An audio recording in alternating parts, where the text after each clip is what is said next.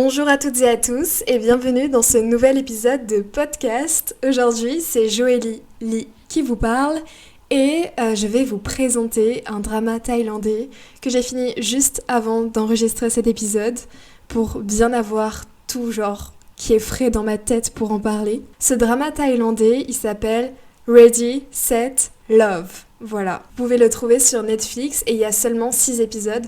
Donc c'est vraiment super court, les épisodes, je crois qu'ils font à peu près 1 heure. Donc let's go, si vous voulez découvrir l'univers des dramas thaïlandais, des séries thaïlandaises, si vous avez Netflix et si vous voulez voir quelque chose de romantique avec quelques notions de télé-réalité et de monde dystopique. Je vais revenir un peu sur l'intrigue et le synopsis après. D'abord, j'ai juste à annoncer que j'ai trouvé sur internet qu'il y aurait peut-être une saison 2.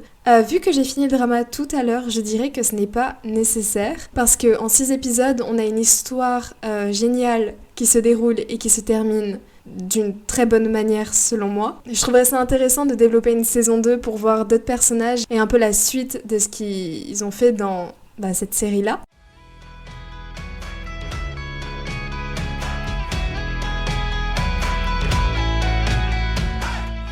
Je vais vite fait présenter les acteurs et actrices de ce drama. Je ne les connais pas parce que je ne suis pas encore très familière avec l'univers des dramas thaïlandais et je suis très mauvaise aussi pour dire les noms correctement dans cette langue. Donc je vais utiliser Google Traduction, mais je vais d'abord le dire en espérant le dire bien. Donc la première actrice, l'héroïne, c'est Belle Kemisara Paladesh. Je vous l'écrirai au cas où. Et sur Google Traduction, si je mets la langue thaï, il le prononce de cette manière-là.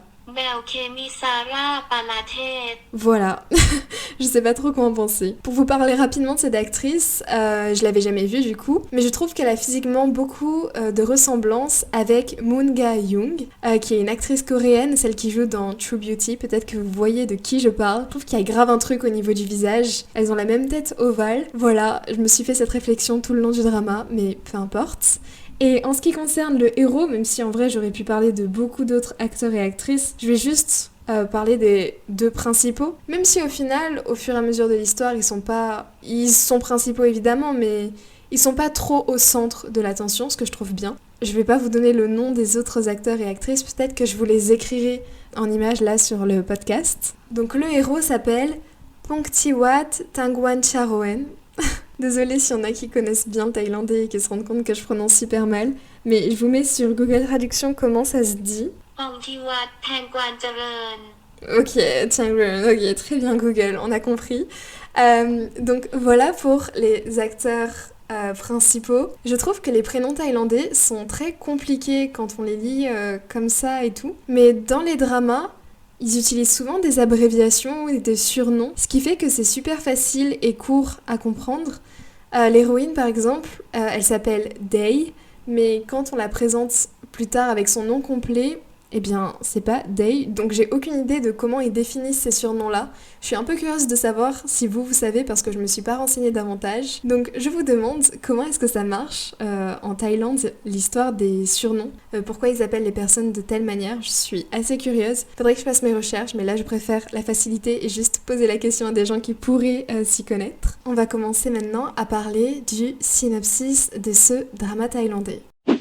En gros, quand je parle de monde dystopique, c'est dans l'idée qu'il y a un monde parallèle qui se passe à peu près à la même période que nous, je pense que c'est dans les années 2020. La technologie est un peu au même niveau, je dirais, plus ou moins, qu'à notre époque, puisqu'ils ont à peu près les mêmes téléphones et tout. Donc c'est un monde parallèle au nôtre, sauf qu'il s'est passé un truc dans les années 60, une sorte de virus qui a infecté les hommes, ou quelque chose comme ça, et ça fait que maintenant il y a très peu de naissances d'hommes dans le monde, ils sont donc très rares, et je crois qu'à l'échelle de la Thaïlande, il y a à peu près seulement 300 hommes qui restent, ce qui n'est pas beaucoup. Donc en gros, c'est une ressource rare, les hommes. Quand je parle d'hommes, je parle bien de sexe masculin du coup. Et ils sont traités comme des rois, étant donné qu'il y en a très peu. Contrairement aux filles, qui comme elles sont nombreuses, eh bien elles seront pas traitées de la même manière et vivront dans un monde un peu comme le nôtre, où certaines font face à des inégalités de classe. Et donc, ces hommes, comme ils se font rares,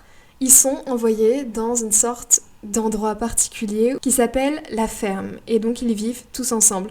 Oui, j'ai dit, la ferme, c'est vraiment le nom dans la série. Les hommes sont dans cet endroit. Et donc ça signifie que pour être dans cet endroit, soit on les a séparés de leur famille, voire arrachés.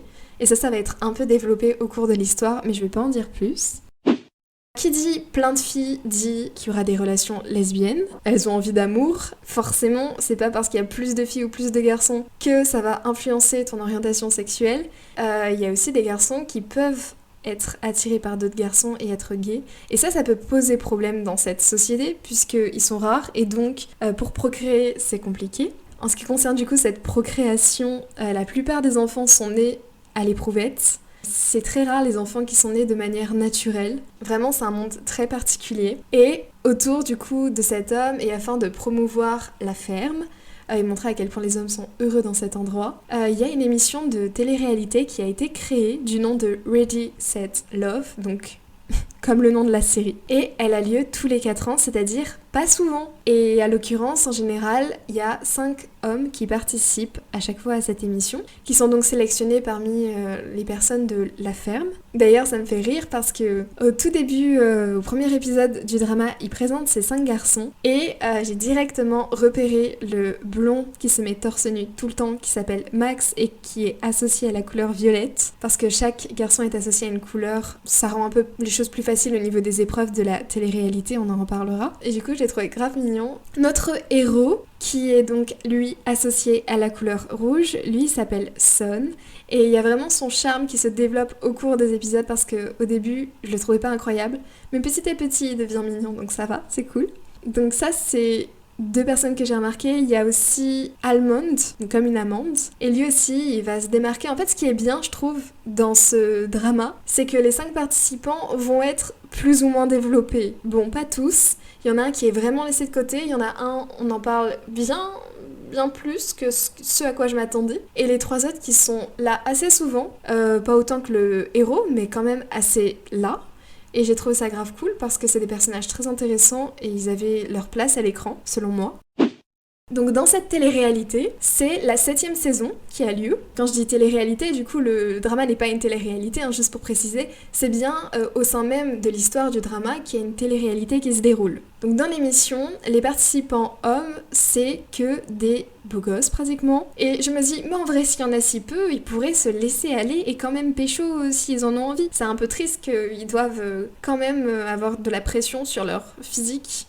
Par contre, les filles, je pense que ça va être une catastrophe du coup pour elles, parce que si elles veulent leur plaire, j'imagine pas, selon les critères de beauté qu'il y a et tout, genre à quel point il faut qu'elles se démarquent, genre un peu triste. Et donc, le truc, c'est qu'il y a 5 garçons et que dans l'émission, il y aura que 50 filles. Je dis que, mais 50 filles pour 5 garçons, c'est énorme, quoi. Il n'y a pas beaucoup de garçons du tout. Donc, il y aura 50 participantes qui vont être choisies parmi les riches, en quelque sorte, les personnes influentes de ce pays thaïlandais dystopique ou utopique, ça dépend des points de vue. Il y a quand même des tirages au sort qui ont lieu pour choisir des participantes du monde non privilégié, genre de la classe sociale pauvre, normale, à peu près. Et donc, pour les sélectionner, elles doivent acheter des bouteilles de lait, parmi lesquelles certaines sont gagnantes. Je crois que c'est à peu près ça l'idée. En parallèle de ça, on a une héroïne, parce que il faut pas oublier que c'est une histoire avec 5 garçons dans une émission de télé-réalité dans un monde dystopique. Mais il nous manque l'héroïne, et donc cette héroïne s'appelle Day, comme le jour en anglais. Et elle travaille au moment du début de l'histoire dans un convenience store. Vous voyez de quoi je parle, les petits magasins où t'achètes des trucs. Elle vit avec sa petite sœur malade, qui s'appelle donc May. Cette dernière, elle est fan d'un des mecs qui participent. Elle est fan de Son, qui est donc notre héros, Son comme le fils en anglais du coup. Et elle est fan de lui, la petite sœur, mais elle est très jeune, je pense qu'elle a bien 13-14 ans. Elle se met à acheter des bouteilles de lait en masse, ce qui ne plaît pas trop à sa sœur qui est en mode « S'il te plaît, lâche ces garçons, on s'en fiche, pourquoi tu m'achètes autant de bouteilles de lait ?» Mais d'un autre côté, comme sa sœur est malade, je pense que l'héroïne se rend compte que ça lui fait du bien et donc la laisse quand même faire. Grâce à ces bouteilles de lait achetées par la petite sœur, ça va faire gagner la grande sœur à l'émission, parce que la petite ne pourra évidemment pas participer vu son âge. Donc c'est notre héroïne qui va intégrer l'émission alors qu'elle n'est pas fan des garçons et de ce monde-là. Alors que plein d'autres filles auraient rêvé être à sa place, elle vraiment, elle s'en fiche. Elle en a rien à faire, même un peu trop je trouve. D'ailleurs, cette héroïne, elle a une amie qui va intégrer le staff de l'émission, ce qui est un peu bizarre parce que cette amie détestait Ready, Set, Love, la télé-réalité. L'héroïne n'est pas du tout intéressée par les garçons de cette émission, elle y va quand même, et elle est assez spéciale, ce qui mène à des situations drôles, voire gênantes au début. J'avoue qu'au début, je trouvais pas les situations très très drôles, même vraiment pas, mais au fur et à mesure, je sais pas si j'ai accepté l'humour ou si il s'est amélioré, mais j'ai trouvé le drama de plus en plus amusant. L'humour et la personnalité de l'héroïne peuvent vraiment surprendre. Ne lâchez rien, parce qu'elle va se calmer et elle va... Enfin, selon moi, elle va prendre en maturité. Maintenant que j'ai fini le drama, je peux dire que ça va. C'est pas mon héroïne préférée de tous les temps, mais elle est devenue supportable, ce qui n'était pas forcément le cas au début du drama. Dans cette télé-réalité, les filles vont devoir participer à différentes épreuves, notamment sur les connaissances qu'elles ont par rapport aux garçons. Elles vont aussi participer à des jeux avec eux, et à la fin, le but, c'est qu'il ne restera qu'un couple, c'est-à-dire qu'une seule fille gagnera et choisira le garçon avec qui elle veut passer sa vie. Maintenant que j'ai parlé un peu de l'histoire et de l'univers, je vais parler de mon avis sur la série. Déjà, il y a de drôles d'insultes quand même. Je vais en donner juste une. Tête de tofu, c'est ce qui était traduit sur Netflix. Ça me fait beaucoup rire. Tête de tofu, voilà. Juste assez drôle pour le mentionner. La mise en scène est très exagérée et particulière. Des fois, il y a des allers-retours qui ne se feraient pas, évidemment, si c'était dans la vraie vie, ce qui fait que ça sort un peu du cadre réel d'une série. Mais ça donne un cadre humoristique et je comprends que les gens ont eu cette idée et ont voulu le réaliser pour rendre la scène drôle. Ça m'a pas déplu à certains moments. Au début, oui, mais après, ça allait. Il y avait des petits allers-retours de caméra et des choses comme ça, c'était assez stylé. Ce que je peux dire sur la romance principale, c'est qu'elle est très préméditable. Dès les premières minutes du drama, on sait à peu près comment ça va se passer l'histoire. Bon, je pensais pas à tout le panel derrière, un peu plus sombre, que j'aborderai pas vraiment dans cet épisode, puisque j'essaye de le faire sans spoil. Je le fais sans spoil, n'ayez pas peur, voilà. Je vous conseillerais donc cette série pour pas vous prendre la tête sur un truc long et lourd. J'avoue que là, j'étais pas du tout dans l'optique de commencer un truc genre de 16 épisodes. J'étais un peu en mode flemme de me taper un drama coréen ou un truc comme ça super long. J'ai pas l'énergie, je veux juste regarder un truc court et léger qui va me prendre 1 ou 2 journées à regarder, avec de la romance si possible, avec pas trop de trucs qui te cassent la tête dans tous les sens. Donc un peu... à la télé-réalité, j'ai envie de dire. J'aime bien me mettre des fois des télé-réalités parce que juste ça me prend pas la tête et c'est léger et je suis à fond dedans malgré tout. Même si je sais tout ce qu'il y a derrière et tout, et malgré tout je suis à fond. Et il y a quand même, comme je disais, des passages un peu plus sombres. D'ailleurs, la description que je viens de vous donner de ce drama thaïlandais risque de dénoter avec les premières minutes du premier épisode si vous le lancez là maintenant, parce que ça commence à chaque début d'épisode de manière assez sombre avec des couleurs bleues, rouges, vert, je crois à peu près. Dans ce genre de ton-là, vraiment la nuit, vous voyez dans des ruelles sombres où il pleut, où les gens y courent, enfin ils essayent d'échapper à quelque chose, ça commence comme ça. Donc dès que je l'ai lancé au tout début, je me suis dit ah mais c'est pas ce à quoi je pensais. Mais si, c'est juste les premières minutes qui sont comme ça. La série n'est pas pesante, ne vous inquiétez pas. Vraiment, c'est juste le début de quelques épisodes et ça va pas être le mood général de la série, loin de là. Ça montre juste une autre facette intéressante de ce monde qui est en manque d'hommes du coup. Si je parle des personnages, du coup j'ai déjà un peu mentionné l'héroïne. Le héros, comme je disais tout à l'heure, il se démarque de plus en plus, il prend en charme au fur et à mesure de la série. Il y a Almond qui est un personnage complexe, assez mignon quand il sourit aussi. On a donc Max, celui que j'ai remarqué qui était très mignon, qui n'a pas beaucoup de temps d'écran, mais il en a quand même suffisamment. J'avais peur de pas beaucoup le voir alors que je trouvais bien. Et en fait, ne vous inquiétez pas, il va revenir et on va le voir un peu.